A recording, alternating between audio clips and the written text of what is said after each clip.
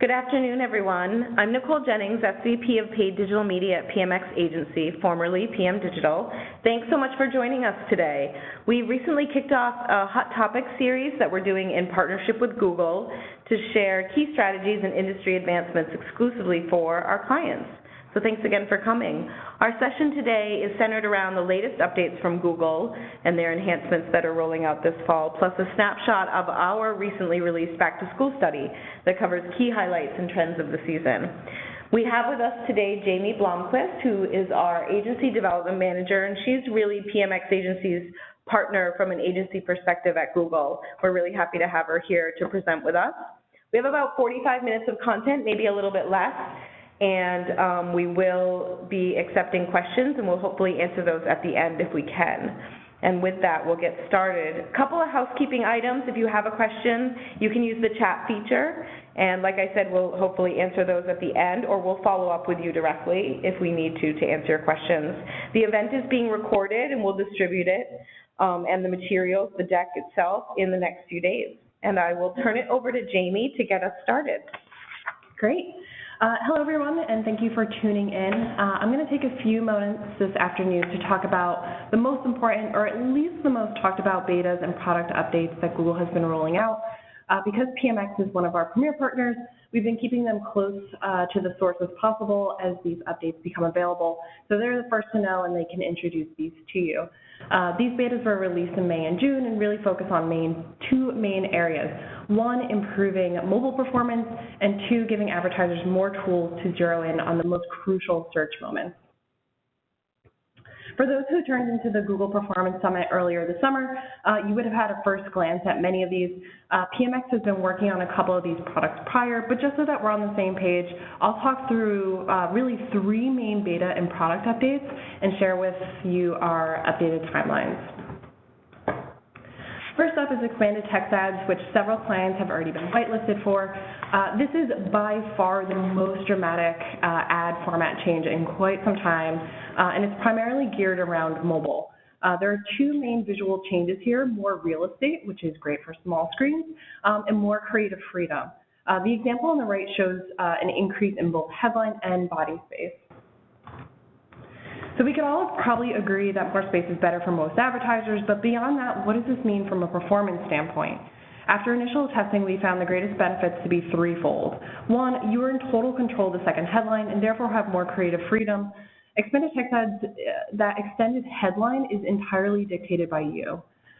Two, perhaps the most exciting of these stats, we've proven that customers that interact with these ad types more often than standard one headline text. So we're seeing up to 20% interaction rate uplift, so an increase in click-through rate.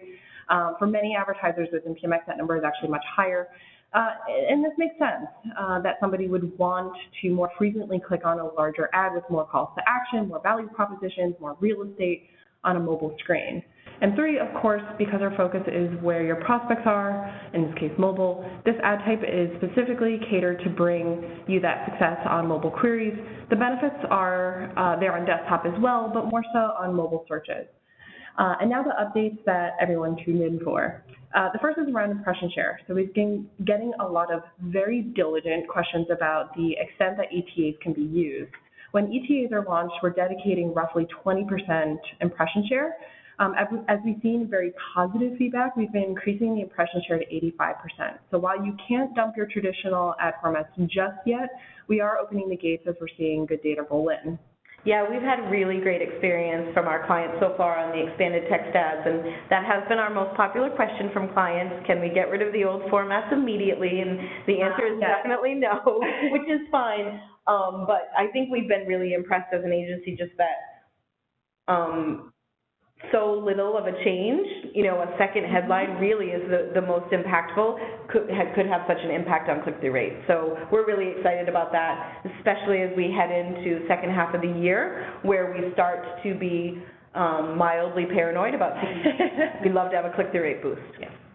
And Nicole's sort of right on. The results from ETAs have been pretty positive across the board.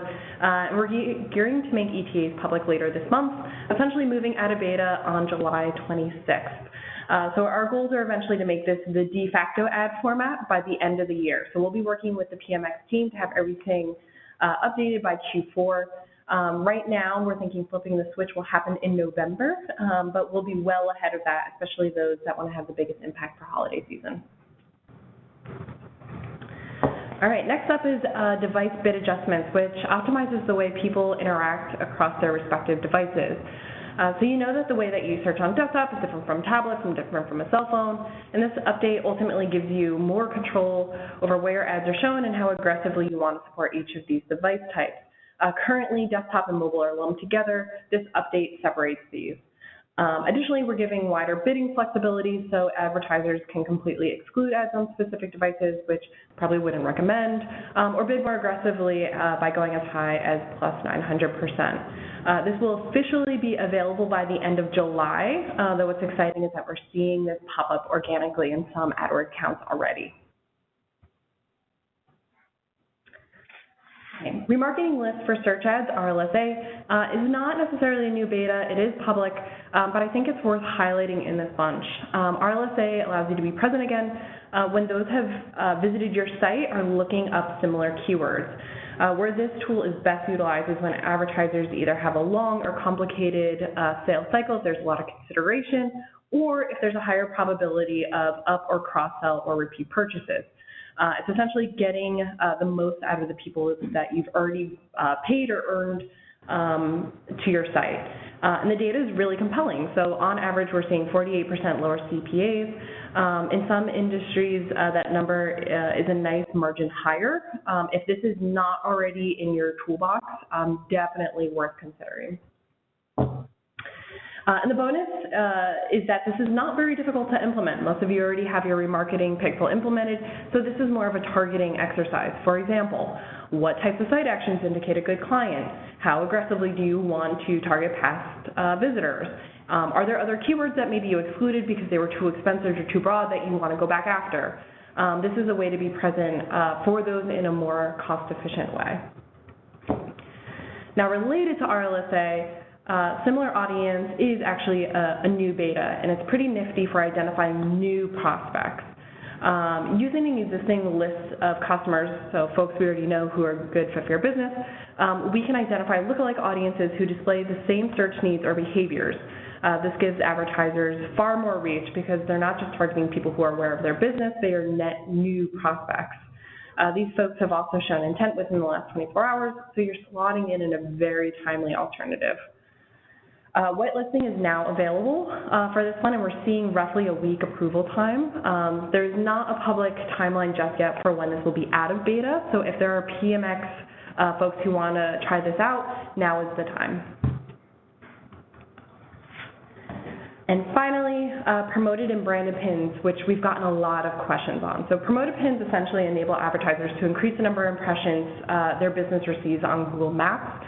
Without promoted pins, only a limited number of locations are surfaced organically, otherwise your screen would look incredibly busy. And so these are surfaced organically, and they may not be the ones closest to the user. So there's other factors at play here, such as popularity, that are considered. Branded pins enable advertisers to replace the generic pins on the map that you see now with a circular version of their logo. You can see that here for Walgreens, increasing brand awareness around business locations and capturing more user attention. Branded pins are eligible to show as organic results as well. Now, this is a very sexy looking update and one that's not even at the beta stage yet. This is still very experimental and is being tested with a few large advertisers in the US, UK, Canada, and Australia. So there is not a timeline on this one, unfortunately. So we're not taking whitelisting right now, but this is something we're all really excited about and one that we'll be keeping the PMX team updated on.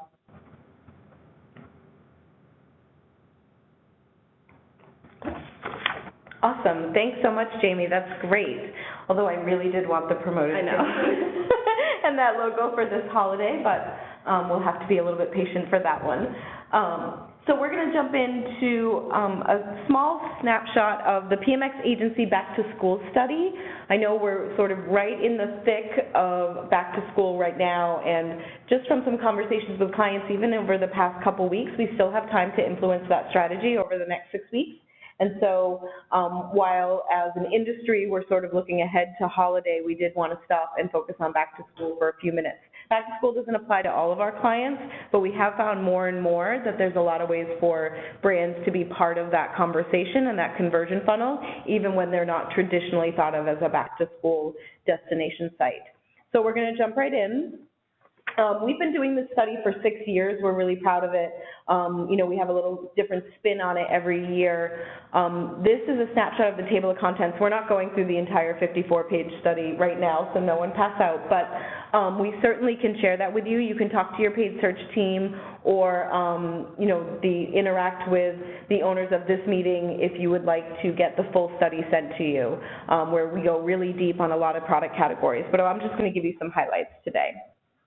So thinking about enrollment and consumer spending, so this is a quick snapshot of the back-to-school industry the past 5 years. And the interesting thing to watch here is there's a lot of focus in the industry on K through 12, but when it comes to actual spending, there's much more money spent for back-to-school in the college category, even though it's a significantly smaller amount of people that fit into that category. So that's really something for brands to think about, where if you do have back-to-school products, you can really have two different experiences potentially on site for the K through 12 audience versus the college age audience. On the next page, we start to think about where these people are spending, and I know this is hard to read. Again, we can share the full deck and this presentation as well. On the left, we look at where people are spending for K through 12 students, and it's really focused on everything from electronics and computers, which isn't too surprising, but clothing and accessories is that aqua bar at the bottom of the donut. And so that's really where a lot of that spending is going. Shoes on the left in red, and that clothing and accessories. But on the right, when you think about back to college spending, you get a couple of new categories and opportunities for our clients. So collegiate gear becomes a small part of the spend as well. And that's something where there's a lot of sites that have collegiate gear that would not be a traditional destination. Again, that's a place where you can be part of that back to college conversation where normally you might not be. Gift cards also come into play, so these certainly can apply to a lot of brands and a lot of websites. This is an opportunity for family members. They clearly are spending. I think that number is about $55 in back to school, just giving gift cards to students headed off to college. So that's certainly something you can be pushing in email and in paid search to make sure, even if you're not traditional back to school, that a gift card for your site can be going with someone to college. Electronics become very important here as well. And something to keep in mind for the back to college group is that clothing and accessories, because there's so much more to buy for college, actually becomes a smaller piece of the pie. So again, that aqua on the right in the back to college donut is a little bit smaller here. So people are spending less in that category. So a little bit about timing related to back to school. So like I said, we're right there in the increase. If you look at the 2015 bar, we're certainly on the upswing into back to school, and this is related to search queries that include back to school. And where we see the peak last year for those search queries was around August 8th, almost a week later than the 2 previous years. So when it comes to paid search for us, this really influences how we budget and pace your budget and think about when people will be researching, which is that beginning of the upswing, and we're part of that time now, and then converting. And so we really hope to see those conversions as we get to the end of July and the beginning of August, that research period being over and the conversions rolling in. But this just gives you a whole sense of that. The query volume is still increasing year over year for back to school related products, and we have to watch closely in order to manage budget when those peaks and valleys are throughout the season. And to make our jobs one level more sophisticated or harder, this is where back to school search query interest differs among states. So obviously Louisiana, those kids must go back to school way too early. We feel bad for them because their search interest peaks way too early. But throughout the country, there's going to be different peaks, and so that's why obviously right now we're right in a place where we're super focused on back to school, but there's still plenty of headroom ahead of us to finish out the season based on when different regions go back to school.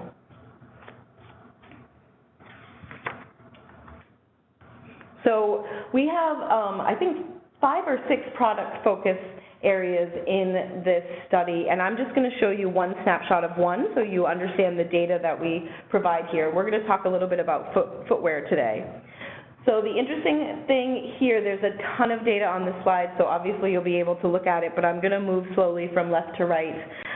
Search interest related to footwear, we obviously on the previous slides we showed we pay very close attention to timing, so that's going to be really important for footwear related searches and when those peaks are, which are in line with the general back to school keywords that we saw previously. Those peaks are happening the first or second week of August in searches for footwear. At the bottom left of the screen is search popularity.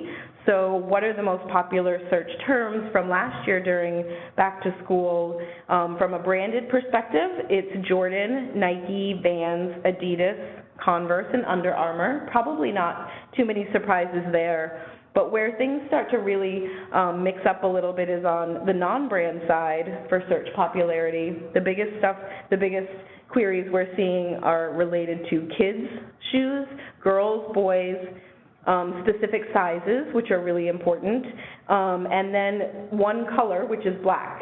So sort of random, but certainly with PLAs, we know those color-based queries are really, really important, and it's nice to have a little focus on this is the most popular color that's searched for during back to school. And then children's, and then school shoes. So in the middle, we talk a little bit about what sites are getting traffic and impressions for footwear-related queries. There are not a lot of surprises here. On the left, the total paid impressions. Zappos and Amazon are winning, but this is one of the really few, if any, times a year where pay less really pops. Makes a lot of sense. They're footwear focused, but they really enter the conversation at this time of year where during the rest of the year they're not really usually lumped with the Amazons and the Zappos of the world. And then for paid clicks in the middle, you see that Amazon obviously always wins. They have 16% of paid search click share, pretty intense. But we also have some other big players in the industry that I'm sure you all are familiar with that don't always get all of the industry attention, like 6PM and shoemall.com. So this is a time of year where they're really taking a big paid click share.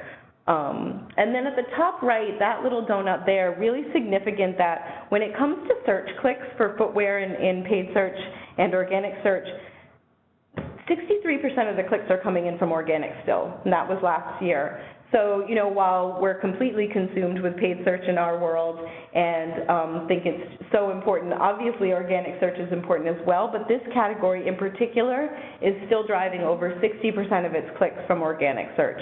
So something to keep in mind when you think about your long-term strategies and thinking about categories to own online and, you know, where you can focus organically where necessary to plan for next year. All right, I think we are a little quicker than we thought we were going to be. I'm very proud of us. Our long-term goal is to make these webinars a half hour so you can quickly dip in and out and get your fix with Google and PMX Agency and then go on with your day. So we do have one question that's come in so far that I will ask you, Jamie, related to the device bidding.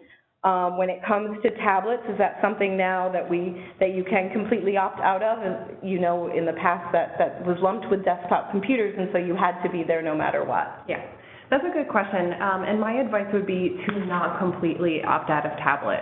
It's kind of like completely opting out of mobile. Tablet obviously plays an important role in the consideration process, similar to mobile. So to completely exclude a device is kind of shooting yourself in the foot a little bit. You're kind of leaving your users hanging when they're at that step.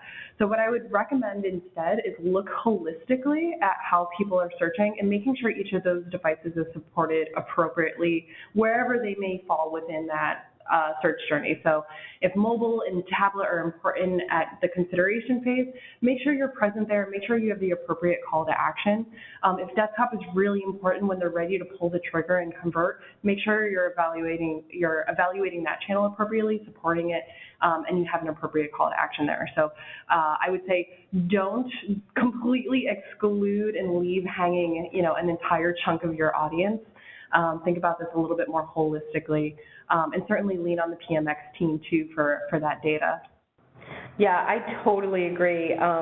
You know, we as an agency probably would never recommend that they hear from any device, but we are very much looking forward to having the control over the bidding based on the ROI. So thank you for that. Good news there. And the end of this month for that. Right? Yeah, it's the end of this month. I'm very excited to that. If you have any other questions, please feel free to reach out to us. And we hope you enjoyed our webinar today. We're certainly going to have future ones. Look out for them. That we call them Hot Topics with PMX Agency and Google. And if you have any other questions or comments, you can contact your paid search team, or you can reach out to info@pmxagency.com. Thanks, you guys. Have a good one.